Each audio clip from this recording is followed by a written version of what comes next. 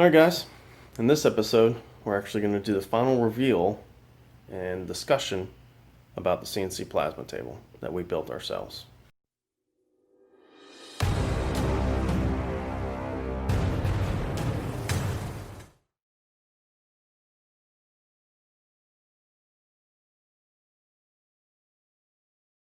To start off, I'm going to kind of go over the things that I've done since the last time you've seen it. Some of them were pretty obvious, some not so obvious. I made a boom. The boom is nothing but a piece of 1-inch tubing, and it's bent at a 90, comes down, and uses a piece of 2x2 square.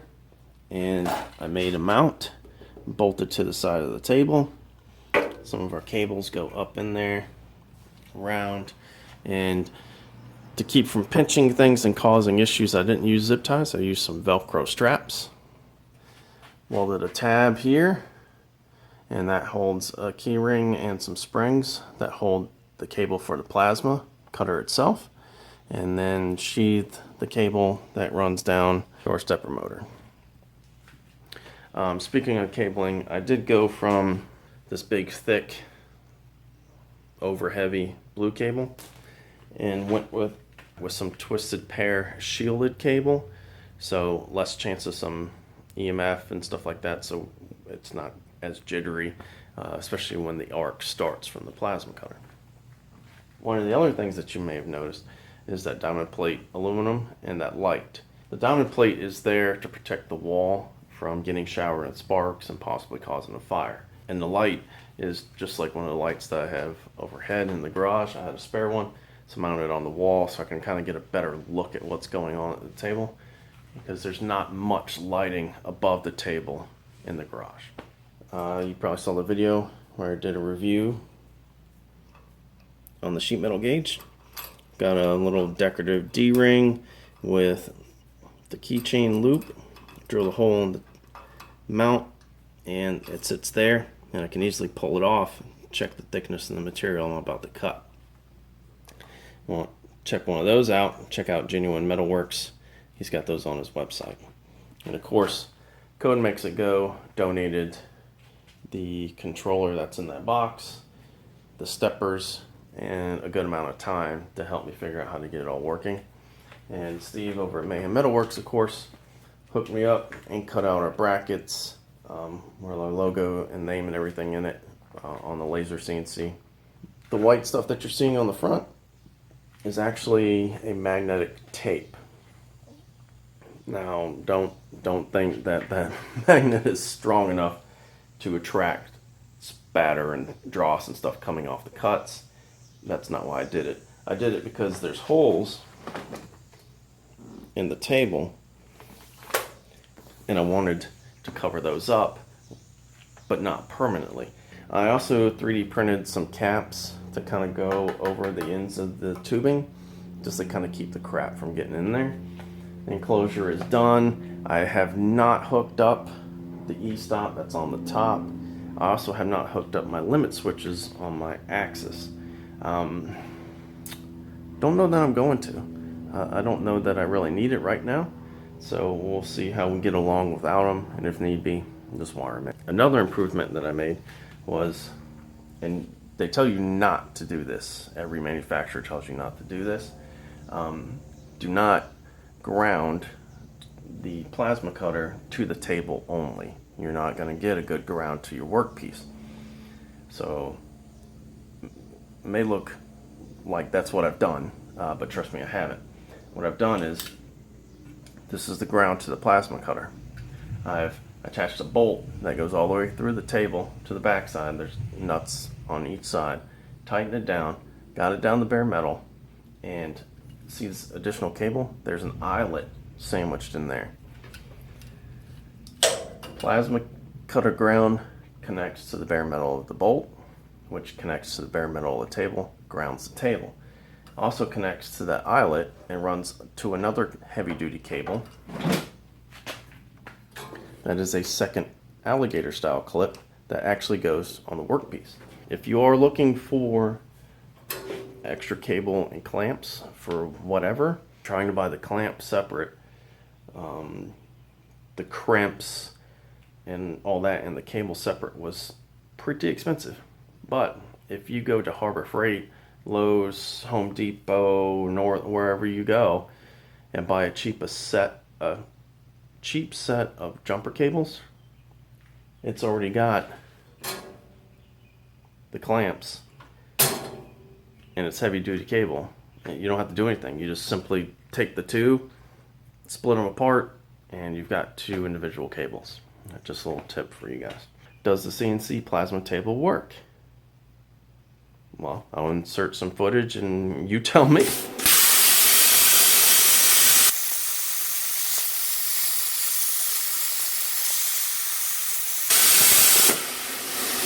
Okay, so clearly it works, and that was before I updated the cabling and cleaned everything up, so it has gotten better.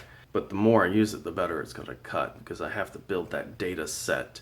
I think I spoke about it before, like a spreadsheet that says, you know, what material, how thick is it, what's it made of, and at what amperage, PSI, and feed rate do I get the best results. So over time, I'll populate that and get it more accurate. Okay, now the part that I'm sure you guys are really wondering about, the cost. Are you better off building your own like we did, or are you better off buying a turnkey solution? Kind of go through and give you some pros and cons and a price. We're going to compare this to the Langumar. I'm sorry if I'm butchering the name. I will definitely put a link to the table I'm talking about in the description. But that's a comparative table to what we have here, as close as I could find. All right, so I'm going to go over each major part of this table build and the cost. All right, so for the CertiFlat, the base of the table, 24 by 48 plasma cutting table, that was $327.99. Now, some of these prices I round up a little bit, and shipping is not included, but you can kind of guess at that. The downdraft slag, I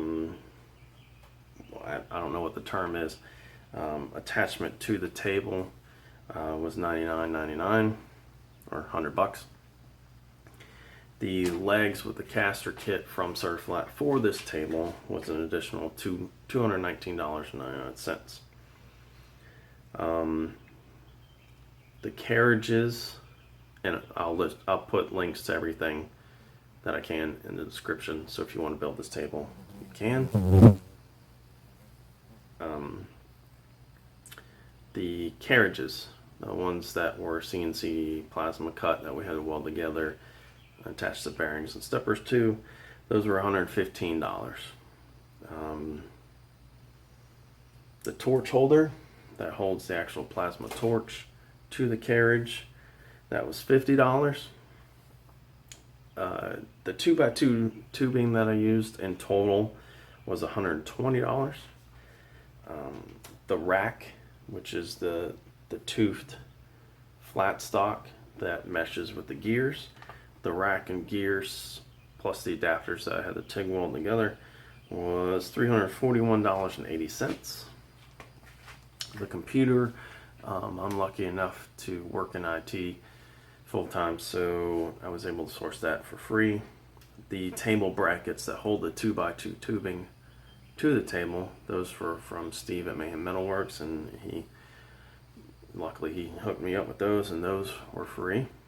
The enclosure that holds the controller, found that was in a scrap pile, and I recovered that and gave it a new home. That was free. Jason over at Code Makes It Go hooked us up with pretty much all the electronics, the controller and the steppers and the power supply. That was free. The cabling the final cabling that I went with, the aviation style connectors and all associated hardware, tape, heat shrink, springs, Velcro straps, all that was $175. And the biggest cost incurred was the Everlast plasma cutter, the 50S. I don't know that they make that one anymore. That's probably a 2-year-old model now. $615. So a grand total that I had to come out of pocket, and of course this was spread over a long length of time, $2,065. Now, could you build one for that price? Probably not. Because remember the freebies that I got from Mayhem Metalworks and Jason at Code Makes It Go, and the PC stuff. What that would cost now, you're probably looking at another $1,000 on top of that. So if you wanted to build this exact table with a comparable controller and PC, monitor, keyboard, mouse, and everything, you're probably looking at $3,100. And of course that doesn't factor in your time. So whatever your time is worth to you, of course that's going to be different for each and every one of us, but add that to the cost and it climbs quickly. Now the Langmuir Systems Crossfire Pro, without shipping, now these prices are subject to change, but at the time of this, the Langmuir was $3,390. So $200-300 more than this table. But it's not, that's not a downfall, and I'll explain why, because we're going to go over the pros and cons now. Pros of going with the Langmuir Crossfire Pro versus this DIY table. It has a bigger cutting area. The table and the surface is bigger on theirs versus this one. They also, this would be considered kind of a downdraft table that we made. There's no actual fans or anything, so it's not an active downdraft. You're relying on the air coming out of the torch and the Venturi effect to pull most of the smoke and slag and everything down to the bucket, which it is effective. But the Langmuir table comes with a water table, so the amount of dust in the air, the smoke and everything is going to be a lot less than with this table. It does have a powered Z-axis. We, on this DIY table, don't have that. Can it be added? Yes, but at an additional cost and more work and time on your part. The Langmuir is also pre-configured. There is no math to do, there's no troubleshooting. It is a turnkey system. Everything is made to work together. It all comes in some boxes, you bolt it together, you plug it in, everything's labeled, and the hard part's done. Now with this DIY table, luckily I found some very good resources on Facebook. There's some CNC Plasma groups and some build your own table groups on Facebook. There's some stuff online that you can look at, but I had to do a lot of research. There was a lot of trial and error. Believe it or not, that actually took the longest time, was to get it right, so that if I told the plasma table and the software to cut a 1-inch square, it would actually cut a 1-inch square. At first it was way off. My number of rotations on the stepper versus what it actually drew was off. So you have to figure that out yourself. There are some calculators that will help you walk through that. But you have to know how many revolutions or how many steps, which is the number that the stepper will do in a 360, versus the gearing ratio between the stepper and the gear rack. And yeah, it's a lot. But we got through it.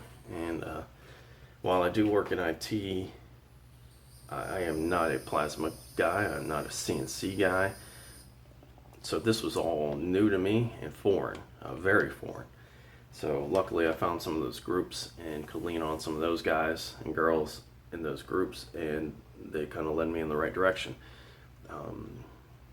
They have gone through it themselves. Some of them are willing to offer quite a bit. They'll actually give you the answer you're looking for if they've done something comparable. Some of them want you to work through it yourself so that you can learn.